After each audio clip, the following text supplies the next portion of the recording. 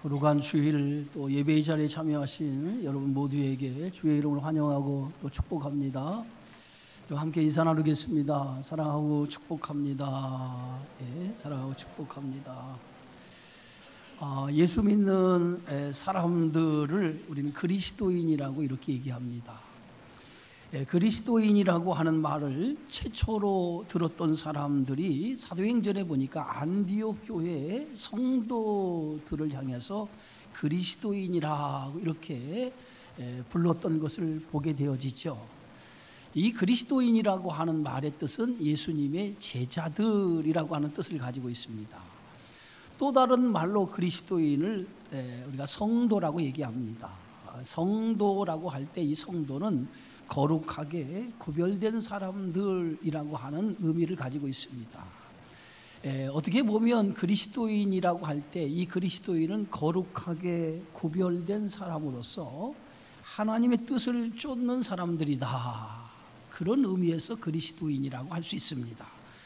오늘 내유기에서 보면 내가 거룩하니 너희도 거룩하라고 하나님께서 이스라엘 백성에게 명령하신 그 명령의 말씀을 볼 수 있어요. 어찌 보면 성경 전체의 그 주제를 한마디로 이렇게 한 단어로 이렇게 압축해 보면 내가 거룩하니 너희도 거룩한 삶을 하나님 백성으로서 살아가라 라고 하는 말씀이라고 우리가 요약할 수 있습니다. 이스라엘 백성들이 이제 드디어 요단을 건넜습니다. 요단을 건너 저들이 하나님이 약속하신 이 가나안 땅에 이제 첫 발을 딛게 되어집니다. 그런데 이 가나안 땅에 첫 발을 딛자마자 이 소식을 가장 먼저 들었던 사람들이 이 가나안 사람들이에요. 이미 가나안 땅에는 오래전부터 가나안 7 족속이 그 땅에 대대로 살고 있었습니다. 근데 그들이 이제 이스라엘 백성들이 요단을 건넜다라고 하는 그 소식을 듣고 저들이 마음이 높고 정신을 잃었다라고 성경을 기록하고 있어요. 오늘 성경 말씀 5장 1절에 보니까 요단 서쪽의 아모리 사람의 모든 왕들과 해변의 가나안 사람들의 모든 왕들이 여호와께서 요단물을 이스라엘 자손들 앞에서 말리시고 우리를 건너게 하셨음을 듣고 마음이 녹았고 이스라엘 자손들 때문에 정신을 잃었다라고 기록하고 있어요. 그들이 왜 이스라엘 백성들이 요단을 건넜다라고 하는 소식을 듣고 마음이 녹고 정신을 잃었습니까? 그 이유는 이미 저들은 이 가나안 땅을 하나님께서 이스라엘 백성들에게 주신 땅이라고 하는 것을 알고 있었다는 거예요. 그러니까 드디어 저들이 가나안 땅을 이스라엘 백성이 요단을 건넜다는 소식을 듣고 이미 하나님께서 그 땅을 이스라엘에서 주신 줄을 알고 그들이 마음이 높고 정신을 잃게 되어졌다는 거죠. 우리가 나합의 신앙 고백 속에서 그것을 알 수 있어요. 여호수아 2장 9절에 보니까 나합이 정탐꾼을 숨겨줬을 때에 그때 나합이 이렇게 고백하죠. 이 땅을 너희에게 주신 줄 내가 아노라. 나합이 정탐꾼을 숨겨진 이유는 바로 이 땅을, 이 가나안 땅을 하나님께서 이스라엘 백성들에게 주신 줄을 내가 알고 있었다는 거예요. 그래서 나합이 정탐꾼을 숨겨주게 된 겁니다. 믿음이 뭐예요? 믿음은 하나님에 대해 아는 것이 믿음이에요. 가나안 사람들은 이미 하나님에 대해서 듣고 그 들음을 통해서 하나님에 대해서 알고 있었습니다.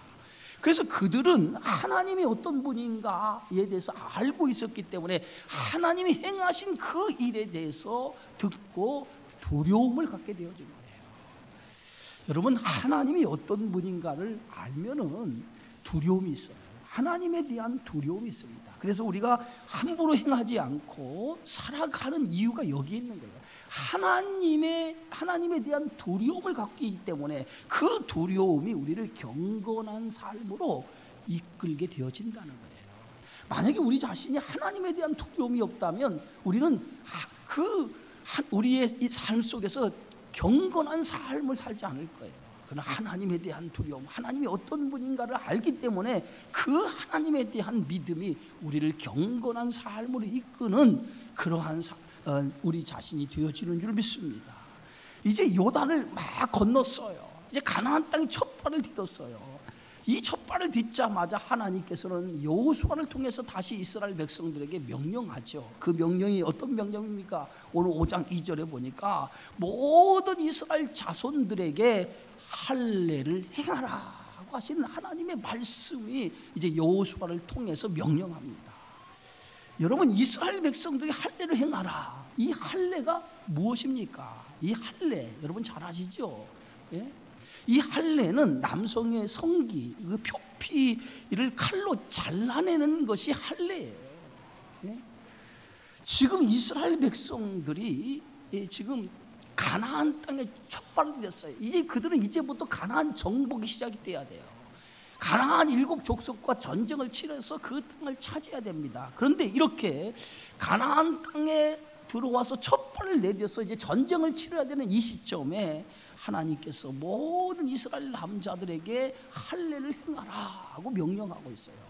이때 이스라엘 남자의 수가 대개 70만에서 80만 정도 되었다고 그래요.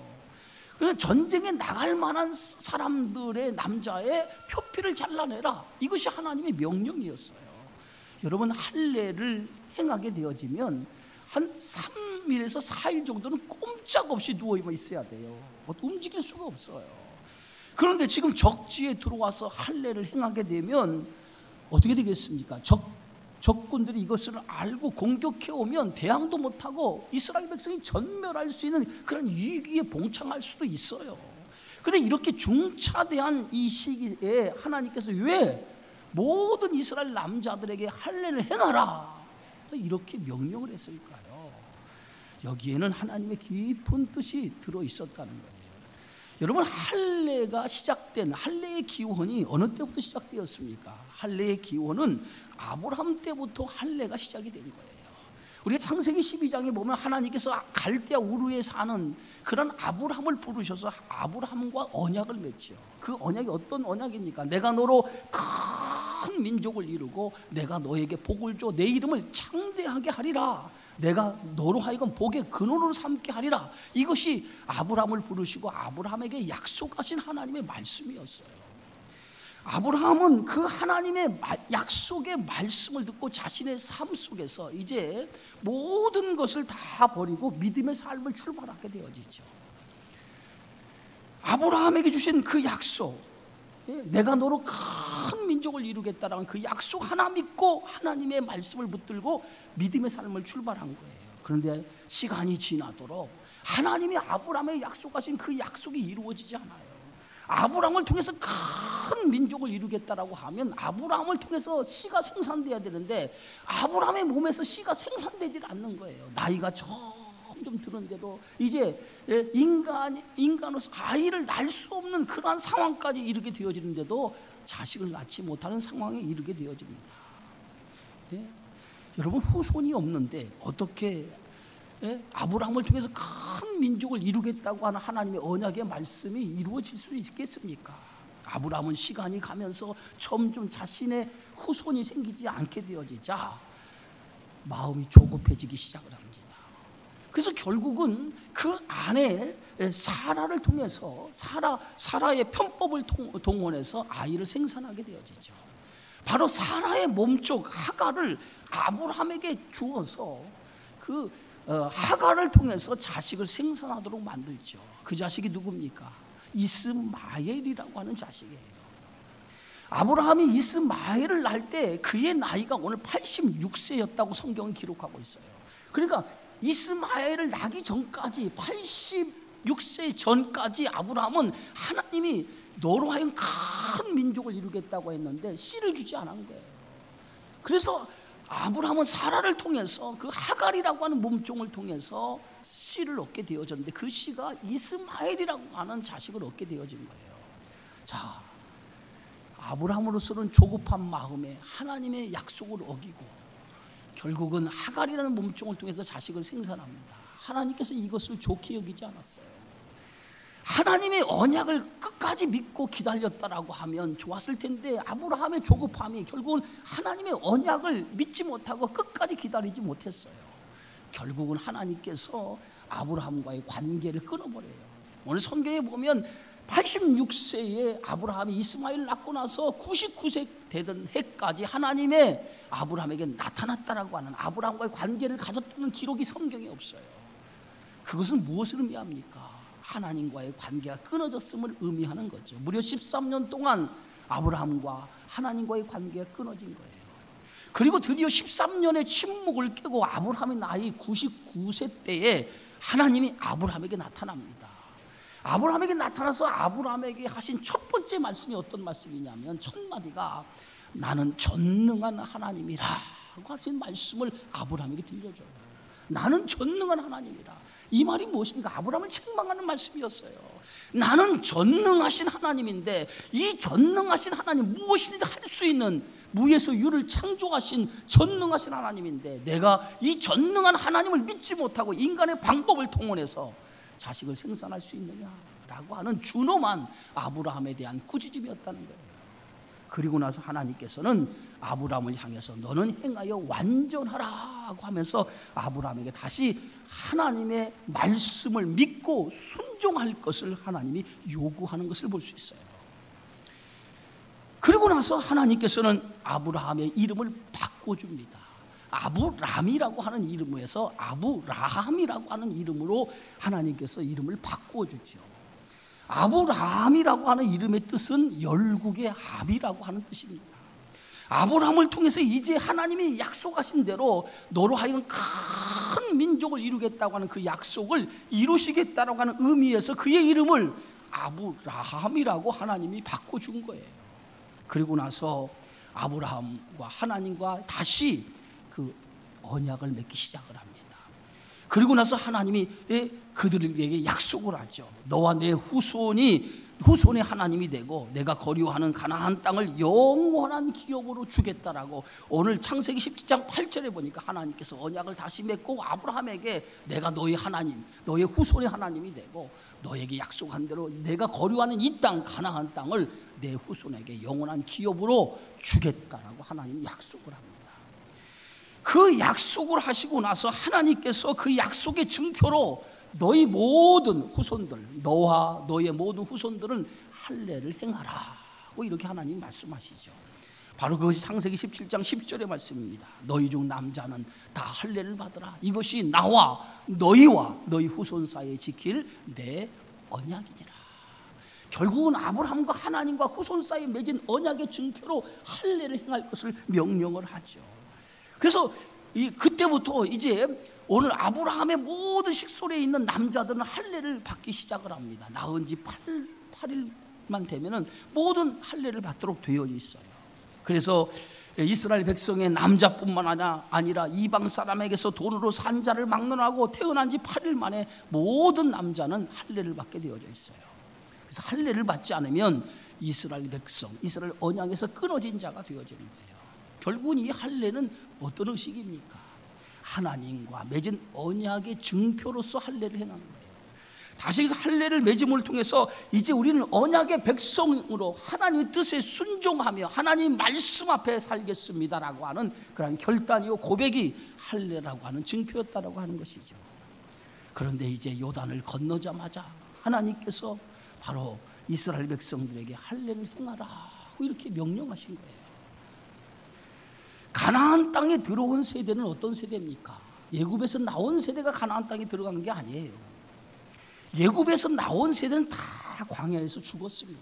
그리고 애굽에 나온 세대 중에 2사람만 이 가나안 땅에 들어가고 나머지는 광야에서 태어난 세대가 가나안 땅에 들어가게 되어진 거예요. 그런데 애굽에서 나온 세대는 이미 할례를 받았어요. 근데 할례를 받은 그들은 광야에서 죽고 광야에서 태어난 세대가 가나안 땅에 들어갔는데 그들은 할례를 받지 못했어요. 광야 40년 동안 지나면서 할례 받을 시간이 없었던 거예요. 그래서 광야 40년 할례를 받지 못했다가 가나안 땅에 막 첫 발을 들이자마자 하나님께서 그 광야에서 태어난 모든 자들에게 할례를 행하라고 하나님이 명령을 내리신 거예요. 오늘 성경 말씀 여호수아 5장 4절에서 5절의 말씀입니다. 예? 이제 이들이 살아가야 할 땅이 어떤 땅입니까? 하나님이 약속하신 땅에서 살아가야 돼요. 예? 하나님이 약속하신 땅, 그 땅에서 그들이 살아가야 되는데 지금까지 그들은 살던 모든 삶이 어디 있어요? 애굽에서 나와서 광야 40년을 거쳐서 드디어 가나안 땅에 들어갔습니다.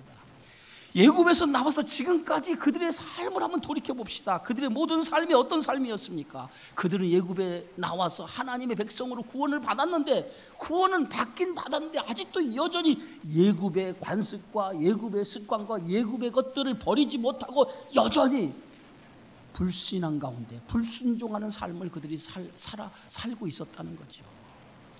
이제 가나안 땅은 새로운 땅입니다. 하나님이 약속하신 새로운 땅이에요.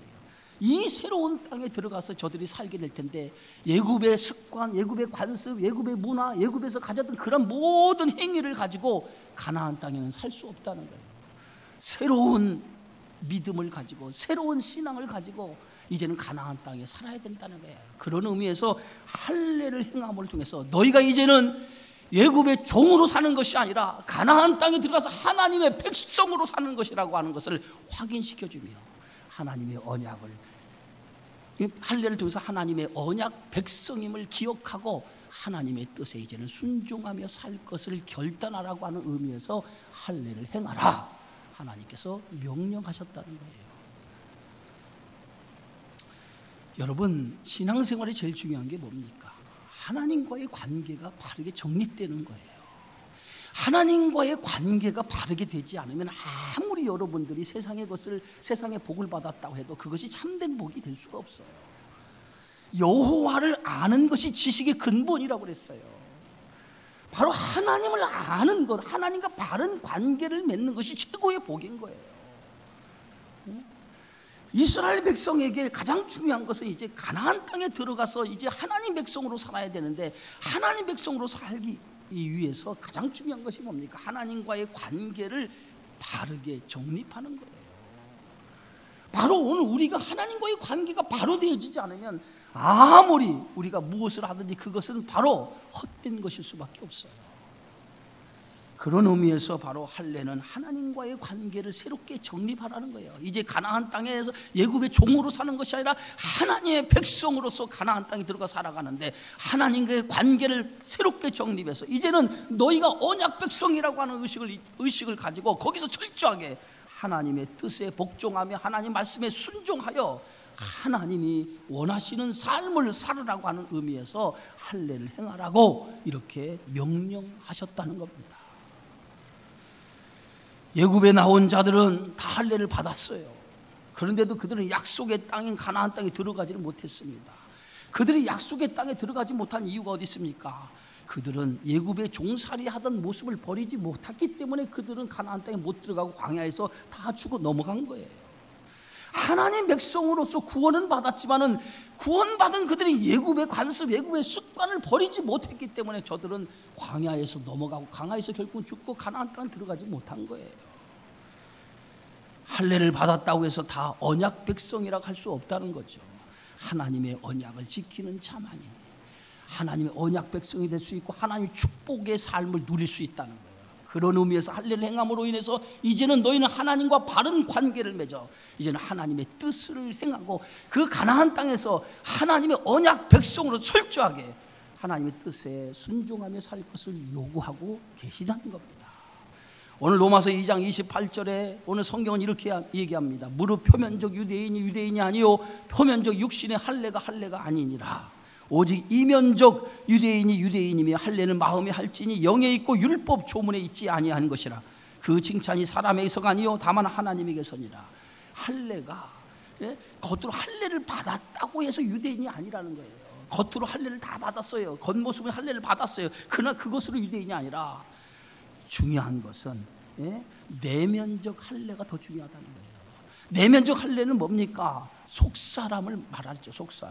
속사람이 그리스도인으로 거듭나지 않으면 아무리 할례를 받았다고 해서 그것을 믿음의 사람이라고 인정할 수 없다는 거예요.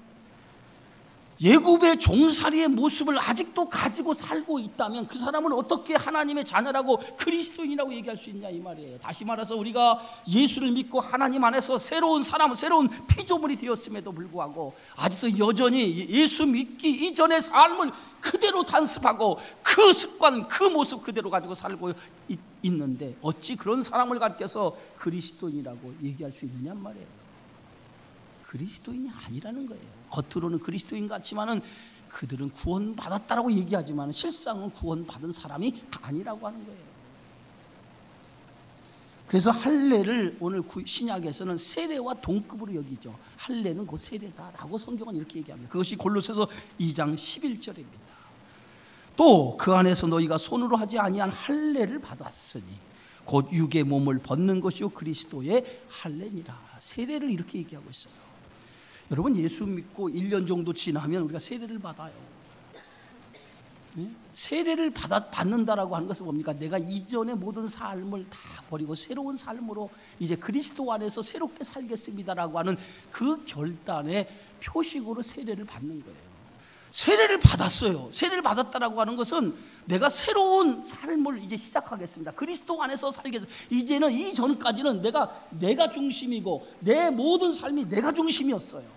그런데 세례를 받음으로써 이제는 내가 중심이 아니라 그리스도가 내 삶의 중심이 되어서 그리스도의 뜻을 쫓아 살아가겠습니다라고 하는 결단의 표식이 세례예요. 그 세례를 받았다라고 하면 내가 변해야 돼. 이전에 살던 그러한 습관, 관습 그걸 쫓아 살아서는 안 돼. 그걸 다 내려놔야 돼요. 하나하나 내려놔야 돼요. 그리고 예전에 그런 것을 내려놓고 그리스도 안에서 주님이 원하시는 뜻을 쫓아 살아가는 그런 믿음의 모습이 우리 안에 있어야 돼요. 그것이 세례 받은 사람들의 모습이에요. 그것이 그리스도인의 삶의 모습이 되어지는 거예요. 세례만 받으면 뭐합니까? 삶은 여전히 예굽의 종살이하던 모습 그대로 답습하며 그런 관습과 습관을 여전히 쫓아 살아가는데 어떻게 세례받은 사람이라고 얘기할 수 있겠습니까? 그런 사람을 오늘 성경은 뭐라고 얘기합니까? 표면적 유대인이다. 표면적 유대인이다. 내면적 유대인이 아니라 표면적 유대인이다. 속사람이 변하지 않은 그러한 그리스도인이라고 하는 거예요. 세례의 의미가 뭡니까? 옛사람이 죽고 새 사람으로 거듭났다라고 하는 표식 아닙니까? 그래서 세례를 받을 때 우리가 물속에 잠겼다가 나오는 거 아니에요? 물에 잠겼다는 건 물에서 옛사람이 죽었다는 의미예요. 그리고 새롭게 태어난 거예요. born again, 다시 태어났다라고 하는 의미가 세례인 거예요. 그래서 그리스도인은 세례를 받음으로 인해서 이제는 우리는 정과 욕심을 십자가에 다 못 박아야 돼요. 그리고 이제는 오직 주님의 뜻을 쫓아 내 인생의 목적이 내가 아니라 주님이 내 인생의 목적이 되고 내 인생의 모든 방향이 그리스도가 되어져야 될 줄 믿습니다. 이게 그리스도인이에요. 이게 할례는 바로 그런 의미인 거예요. 그런 의미. 하나님 백성이라고 하는 표식과 함께 이제는 하나님의 뜻을 쫓아 하나님의 언약 백성으로서 하나님의 뜻을 쫓아 과거에 애굽의 종살이하던 모든 수치를 다 걷어내버리고 이제는 하나님의 뜻을 쫓아 살아가겠습니다 라고 하는 그러한 의미로 바로 우리가 할례를 받는 거예요. 그래서 오늘 할례를 다 행했을 때 어떤 결과가 일어났습니까? 오늘 성경의 말씀에 보니까 9절에 이렇게 기록하고 있지 않습니까? 여호와께서 여호수아에게 이르시되 내가 오늘 애굽의 수치를 너희에게서 떠나가게 하였다 하셨으므로 애굽의 수치를 떠나가게 했다는, 애굽의 수치가 뭡니까? 종살이하던 그 모든 수치, 애굽의 관습과 애굽의 모든 이런 종살이하던 습관을 다 떠나가게 했다는 거예요. 이제는 새로운 하나님의 백성이 되었다라고 하는 거예요. 여러분, 예수 믿는 사람들은 세례 받은 이유가 더 중요합니다. 구원받은 이유가 더 중요해요. 구원받은 후부터가 더 중요합니다. 이제 우리는요, 구원받은 것으로 끝나는 것이 아니에요. 이제부터 구원받은 백성처럼 살아가야 돼요. 그래서 항상 하나님 앞에 어떤 자세로 서 있어야 됩니까? 두렵고 떨리는 마음으로, 우리의 구원을 이루기 위해서 두렵고 떨리는 마음으로, 그런 믿음으로 살아야 돼요. 우리가 구원을 받았어요. 이미 예수 그리스도로 이름으로 예수 그리스도의 십자가의 피로 구원 받았어요. 근데 구원을 받았지만 이거 약속으로 받은 거예요. 약속으로 받은 거예요. 아브라함처럼 내가 너로 큰 민족을 이루고 내가 너로 복을 주어 내 이름을 창대케 하리라 약속을 받은 거예요. 우리는 이미 하나님의 구원받은 자녀로서 약속으로 구원을 받은 거예요. 약속으로 구원을 받은 거예요. 그럼 그 약속이 반드시 이루어집니까? 안 이루어집니까? 하나님의 약속은 변개치 아니하셔요. 반드시 그 약속은 보증수표처럼 하나님은 성령으로 인치셨기 때문에 그 약속은 이루어지는 줄 믿습니다. 그러나 중요한 것은 그 약속이 완성되기까지 우리의 믿음의 길을 달려가야 되는 거예요. 지금 약속으로 받았는데 그 약속이 이루어지는 것은 언제입니까? 우리가 죽은 다음에 그 하나님의 약속이 이루어져 우리는 그 나라 하나님 약속하신 그 나라에 저와 여러분이 들어가서 영원히 살게 될 거란 말이에요. 그러면 우리는 뭐예요? 약속을 받고 그 약속을 붙들고 살아가는 과정이에요. 그럼 약속을 붙들고 살아가는 과정 속에서 우리는 이 약속을 붙들고 살아가는 과정 속에서 뭐예요? 하나님의 이 약속을 굳건히 붙들어야 되지 않습니까? 이 약속을 굳건히 붙들어야 되잖아요. 그럼 굳건히 붙들기 위해서는 어떻게 해야 됩니까? 하나님의 뜻을 쫓아 살아가야 되는 거예요. 그게 약속을 받은 자녀들의 삶이라는 거예요. 구원을 받았다고 해서 거기서 끝나는 게 아니에요. 그 약속이 내게서 멀어지지 않기 위해서 끝까지 하나님의 약속을 붙들고 믿음의 길을 달려가는 거예요. 그래서 하나님이 기쁘신 뜻을 위해서 우리가 살아가는 것, 그것이 약속을 받은 자녀들의 삶이 되어지는 줄 믿습니다. 그런 의미에서 할례를 받으라. 그래서 하나님의 백성인 것을 잊지 말고 가나안 땅에서 종의 신분으로 사는 것이 아니라 너희는 이제 이 가나안 땅에서 하나님의 백성의 신분으로 세상을 살아가는 거라는 거예요. 우리가 구원받았습니다. 예수의 피로. 그리고 우리는 어디서 삽니까? 세상에 살아가는 거예요. 세상은 뭡니까? 죄가 관영한 그러한 곳이 세상 아닙니까? 이 세상에서 우리는 구원받은 자로서 하나님 백성으로 살아가는 거예요. 그렇다고 하면 우리는 그 죄가 가능한 이 세상에서 어떻게 살아갑니까? 죄와 타협하고 살아가는 것이 아니라 죄를 멀리하고 하나님의 뜻을 쫓아 살아가는 사람이 되라는 거예요. 그게 가나안 땅인 거예요. 가나안 땅에서 하나님 백성의 신분으로 너희가 철저하게 가나안 사람과 구별되어지는 삶을 살아가라는 거예요. 그것이 오늘 이스라엘 백성들에게 명령하신 하나님의 명령이 되어지는 줄 믿습니다. 이제 이스라엘 백성들은 하나님의 명령하신 대로 할례를 다 행하였어요. 오늘 성경 말씀에 보면 여호수아 5장 8절 9절에 보니까 모든 백성이 할례 행하기를 마쳤다는 거예요. 마치는 순간 하나님께서 모든 수치를 다 물러가게 하신 거예요. 모든 수치를 다 물러가게 하셨어요. 그리고 수치가 물러가자마자 그들이 길갈에 진을 치고 그달 14일 저녁에 여리고 평지에서 뭐 합니까? 두 번째 의식을 행하죠. 두 번째 의식이 뭡니까? 유월절이라고 하는 의식을 지키게 되어져요.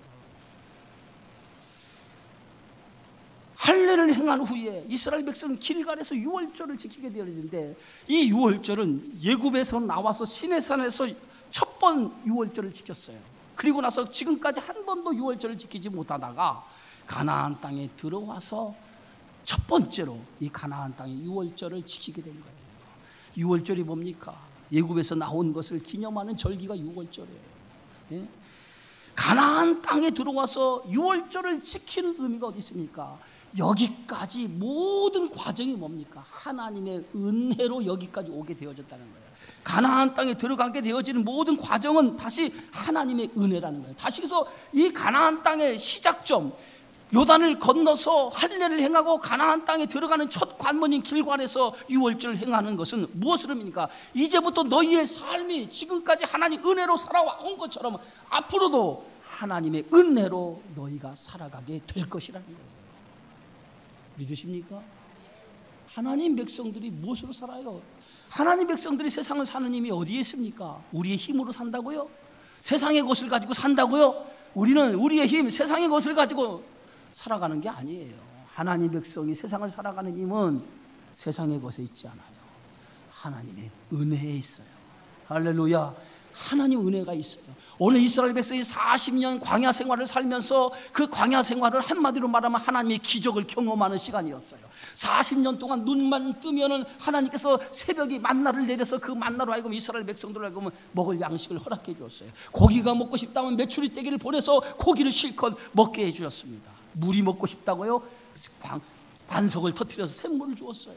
전쟁, 아말렉이라고 하는 그러한 전쟁이 일어납니까? 그 전쟁 속에 하나님께서 적군을 물리쳐 줬어요. 40년은 하나같이 뭐냐, 하나님의 기적을 경험하는 그러한 시간이 광야 40년의 시간이었어요. 그런데 이제 가나안 땅에 들어왔어요. 가나안 땅에 들어왔는데 이 가나안 땅의 유월절 지킴을 통해서 하나님의 은혜로 여기까지 왔습니다. 그리고 이제 이 가나안 땅은 너의 힘으로 사는 것이 아니야. 하나님이 주신 힘으로 살아가는 곳이야. 하나님 은혜 없이는 살아갈 수 없어 라고 하는 것을 다시 결단하고 다짐하는 의미에서 유월절을 지키게 한 거예요. 자, 유월절을 다 지켰습니다. 유월절을 다 지키니까 어떤 일이 일어납니까? 오늘 11절 12절입니다. 우리 함께 읽어볼까요? 유월절 이튿날에 그 땅의 소산물을 먹되 그날에 무교병과 볶은 곡식을 먹었더라. 또 그 땅의 소산물을 먹은 다음 날에 만나가 그쳤으니 이스라엘 사람들이 다시는 만나를 얻지 못하였고 그 해에 가나안 땅의 소출을 먹었더라. 여러분, 유월절을 다 지키고 나고 나서 그 다음 날에 그 땅의 소출을 먹었다는 거예요. 그 얘기는 무슨 말입니까? 만나가 그친 거예요. 40년 동안 하나님께서 양식을 공급했던 그 만나가 그쳤다는 거예요. 이제는 만나야 하나님의 기적을 경험하는 만나의 삶이 아니라 매일매일 하나님이 뭐요? 가나안 땅에서 그 땅의 소출을 먹고 살아간다는 거예요. 그 땅의 소출을 먹고 살아가는 삶이라고 하는 것은 매일매일 하나님 은혜가 너희들에게 소출을 먹도록 주어지겠다는 거예요. 이것이 하나님께서 이스라엘 백성들에게 주신 말씀이에요.